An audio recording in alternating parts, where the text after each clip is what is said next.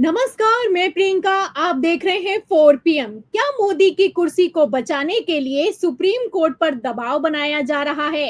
ये सवाल इसलिए क्योंकि एक तरफ जहां चुनाव आयोग ने सुप्रीम कोर्ट में हलफनामा दाखिल करके सीजेआई गवाही को खुला चैलेंज किया है, तो वहीं दूसरी तरफ सुप्रीम कोर्ट भड़का है। सुप्रीम कोर्ट ने साफ कह दिया है कि चुनाव आयोग ने अगर कोई गलती की तो पूरी एसआईआर की प्रक्रिया को एक सिरे से खारिज कर दिया जाएगा। तो फिलहाल चुनाव आयोग के हलफनामे से कैसे फंस गई है मोदी सरकार, सवालों के जवाब आपको बताएंगे और इस पर चर्चा करेंगे। चर्चा करने के लिए हमारे साथ मौजूद हैं सुप्रीम कोर्ट के सीनियर वकील महमूद प्राचा। उनका स्वागत करते हैं और समझने की कोशिश करते हैं कि क्या शाह के इशारे पर ज्ञानेश कुमार ने बड़ी चूक कर दी है। नमस्कार सर, 4 पीएम पर आपका बहुत बहुत स्वागत है सर। डायरेक्ट सवाल पर आती हूँ। एक तो 17 सितंबर को प्रधानमंत्री नरेंद्र मोदी 75 साल के होने वाले हैं। दूसरा, 17 सितंबर को नेता प्रतिपक्ष राहुल गांधी ने हाइड्रोजन बम फोड़ने की तैयारी पूरी कर ली है। इन सब के बीच चुनाव आयोग ने सुप्रीम कोर्ट में हलफनामा दाखिल किया है और इस हलफनामे में कह दिया है कि सुप्रीम कोर्ट का आदेश हमारे विशेषाधिकार में दखल है। तो आपको क्या लगता है सर, क्या ये चुनाव आयोग ने सुप्रीम कोर्ट को धमकी दी है? पहला सवाल। और दूसरा सर, सुप्रीम कोर्ट के आदेश के बावजूद आधार कार्ड को चुनाव आयोग कंसीडर करने के लिए तैयार क्यों नहीं है सर? देखिए, अब प्रियंका जी, जो लोग संविधान की इज्जत करते हैं, संविधान को मानते हैं और संविधान के अनुरूप काम करना चाहते हैं, वही तो संविधान से डरेंगे। जो लोग मोदी जी और अमित शाह जी को संविधान से ऊपर मानते हैं, वो संविधान की क्या मानेंगे? ये तो इलेक्शन कमीशन का हम सब लोगों को बहुत धन्यवाद करना चाहिए कि उन्होंने कम से कम सुप्रीम कोर्ट को एक सभ्य शब्दों में धमकी दी है। वरना वो सुप्रीम कोर्ट में अपीयर होना ही बंद कर दे तो कोई उनका क्या बिगाड़ लेगा? उनको डर ही नहीं है ना। और इसीलिए सब लोग इस बात को कह रहे हैं कि जब पानी सर से ऊपर उठ जाता है तब जनता जो है फिर वो करती है जो नेपाल में हुआ, जो बांग्लादेश में हुआ, जो श्रीलंका में हुआ। हम लोग जो अम्बेडकरवादी हैं, दिल से ईमान से अम्बेडकरवादी हैं, संविधानवादी हैं, लोकतंत्रवादी हैं, हम लोग अपनी पूरी ताकत इस काम में क्यों लगा रहे हैं कि पेपर बैलेट से चुनाव हो? हम क्योंकि नहीं चाहते कि जनता को इतना मजबूर किया जाए कि सभी दरवाजे बंद हो जाएं उनके, तब जनता ऐसे कार्यों की तरफ बढ़ती है। तो हम ये चाहते हैं जनता को इतना विश्वास रहे कि संविधान के अनुरूप मतपत्र के द्वारा वो सरकारें बदल सकते हैं, ताकि अगर कोई बेईमानी कर रहा है तो उसको हटा के, कोई लूटमार कर रहा है तो किसी दूसरे को बना पाए। लेकिन इसमें मुझे बड़े दुख के साथ कहना पड़ रहा है कि जो विपक्ष के अंदर जो पॉलिटिकल पार्टीज हैं हमारी, वो अपने स्लीपर सेल्स के इतने कंट्रोल में हैं कि एक अच्छा बड़ा आंदोलन जो एसआईआर का खड़ा हुआ था उसको समाप्त करके बिल्कुल उसकी एक प्रकार से हवा निकाल दी। वरना बिहार में चुनाव एक तरफा हो जाता। अब क्योंकि आंदोलन बंद हो गया, उसके बाद सुप्रीम कोर्ट में फिर भी आप मुकदमा लड़ते जा रहे हैं। और सुप्रीम कोर्ट में पहले तो फैसला क्या आया, जिसे योगेंद्र यादव साहब और दूसरे लोग बता रहे थे कि हमारी बड़ी जीत हो गई। हम गए किस लिए थे सुप्रीम कोर्ट? एसआईआर को खत्म कराने के लिए। लेके क्या है कि हम आधार कार्ड जो है अलाउ कर दिया हमें।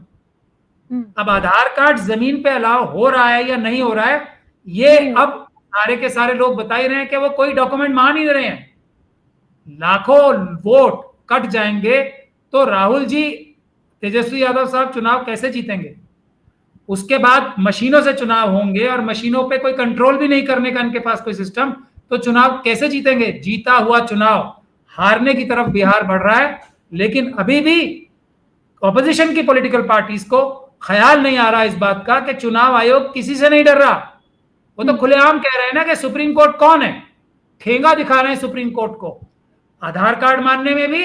और अब तो खुल के ही बोल दिया हम किसको वोटर रखें या नहीं रखें। इतना जो उद्दंड बिहेवियर है, उद्दंड भी बहुत मतलब सभ्रांत शब्द है ये, इससे पहले किसी चुनाव आयोग का नहीं देखा गया है। वो सीधे सीधे सुप्रीम कोर्ट को चैलेंज कर रहे हैं, तो वो जनता को क्या मानेंगे? और सुप्रीम कोर्ट को चैलेंज कर रहे हैं, चाहे सुप्रीम कोर्ट जैसा भी है। हालांकि सुप्रीम कोर्ट अगर अब भी अपने ओरिजिनल ताकत को पहचान के कुछ एक्शन ले तो अभी ये ज्ञानेश कुमार जी जेल में होंगे 5 मिनट के अंदर, इस बात को कहने के लिए, सिर्फ इस बात को कह देने भर से। सुप्रीम कोर्ट से ऊपर कुछ नहीं है। जाहिर सी बात है सर, सुप्रीम कोर्ट अपने आप में आ जाए तो सुप्रीम कोर्ट संसद के पारित कानून को भी कैंसिल कर सकता है। आप सुप्रीम कोर्ट के वकील हैं, सीनियर वकील हैं, अच्छे से समझते हैं और किस तरीके से हलफनामा ये दाखिल किया है और चुनाव आयोग ने किसके इशारे पर आखिर ये किया है, ये भी समझने वाले अपने आप में समझते हैं। सर, आपको क्या लगता है, जिस तरीके से चुनाव आयोग ने ये हलफनामा दाखिल करके सुप्रीम कोर्ट को चैलेंज किया है, क्या इस पर अवमानना का केस हो सकता है? और अगर अवमानना का केस नहीं हो सकता है तो आपको क्या लगता है, आखिर क्यों सुप्रीम कोर्ट चुनाव आयोग पर एक्शन नहीं ले रहा है? पहला सवाल। और दूसरा सर, जिस तरीके से चुनाव आयोग हड़बड़ा रहा है, क्या ईवीएम से बड़ा घोटाला एसआईआर में सामने आ सकता है, इसलिए सुप्रीम कोर्ट को धमकी दी जा रही है? सर देखिए, मैं इस बात को साफ तौर पे बार बार कह चुका हूं, ये जो वोट चोरी है ये दशकों से आरएसएस के पन्ना प्रमुख करते आ रहे हैं। अब सिर्फ इंडस्ट्रियल लेवल पे, होलसेल में हो रही है। अगर एसआईआर ठीक भी हो जाएगी, सब लोगों ने जाके खिलाफ वोट कर दिए, फिर भी 20% वोट के करीब आज भी ईवीएम से जो जो जो इंडिया गठबंधन को पड़े होंगे वो पड़ जाएंगे किसे? एनडीए को। तो 40% का झटका क्या कोई कैंडिडेट झेल पाएगा? 20% तो उसके अपने वोट गए और 20% बीजेपी को पड़ जाएंगे एक्स्ट्रा, वो जो उसके गए।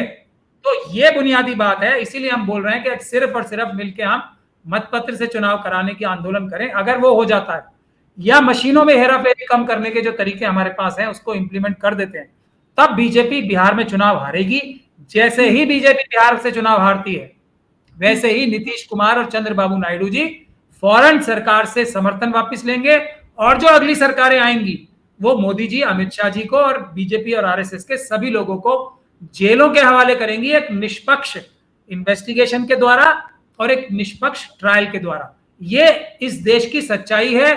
जितना हम दूर हटेंगे ईवीएम के मुद्दे से, उतना हम आरएसएस और बीजेपी के जाल में फंसते जाएंगे। ये हकीकत है, इससे दूर नहीं जाना चाहिए। बिल्कुल सर, सही बात है। और सबसे बड़ी बात ये है कि सुप्रीम कोर्ट टिप्पणी तो करता है बहुत ज्यादा, लेकिन फैसला हमेशा कुछ और निकलकर सामने आ रहा है। सर, एक और टिप्पणी की गई है सुप्रीम कोर्ट की तरफ से, कहना है कि अगर चुनाव आयोग ने कुछ गलत किया तो एसआईआर की प्रक्रिया पूरी हो जाने पर भी हम उसको कैंसिल कर देंगे। तो आपको क्या लगता है सर, सीसीआई गवाही ने अभी अभी प्रेसिडेंशियल रेफरेंस के मामले में सुनवाई के दौरान मोदी सरकार के वकील से कहा कि पड़ोस के राज्य नेपाल को देखिए, लेकिन यहीं पर जो भारत में हो रहा है उसको क्या नजरअंदाज किया जा रहा है?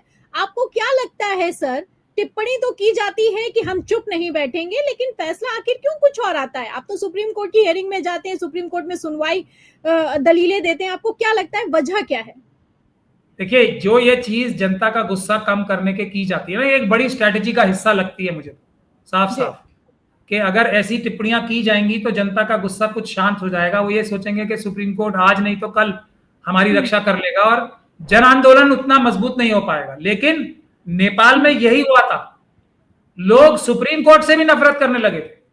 हाँ, सुप्रीम कोर्ट में घुस गए, क्योंकि धोखा एक के बाद एक के बाद, आज तक कौन सा फैसला ऐसा पिछले कुछ सालों में आपने देखा है जो सुप्रीम कोर्ट ने कोई बड़ी चोरी आरएसएस और बीजेपी की पकड़ी हो या किसी भी सरकार की पकड़ के उसको दुरुस्त किया हो? जैसे एसआईआर की भी चीज बता दी गई, एसआईआर तो लग चालू है लेकिन उसको बता दिया बहुत सारे लोगों ने बाहर आके कि हम केस जीत गए। उसी तरीके से वक्फ का केस हार गए और बाहर आके बताया हम जीत गए। तो जनता को तो तकलीफ होगी ना, अब जब वक्फ की प्रॉपर्टीज जा रही हैं। वैसे ही एसआईआर की प्रक्रिया जाली है, लोग आधार कार्ड भी नहीं, आधार कार्ड के जरिए भी अपना नाम नहीं चढ़वा पा रहे हैं वोटर लिस्ट में, और उनको ये बता दिया जाए योगेंद्र यादव जी द्वारा कि आप तो जो है जो केस जीत चुके हैं, हमारी जीत हो गई, तो कब तक बेवकूफ बनेंगे? इसीलिए गुस्सा भरा था लोगों का, विपक्ष के खिलाफ भी, सुप्रीम कोर्ट के खिलाफ भी, मीडिया हाउसेस के खिलाफ भी। मैं गारंटी के साथ कह रहा हूं, बिल्कुल ये तो हम लोग हैं जो रोक रहे हैं जनता को।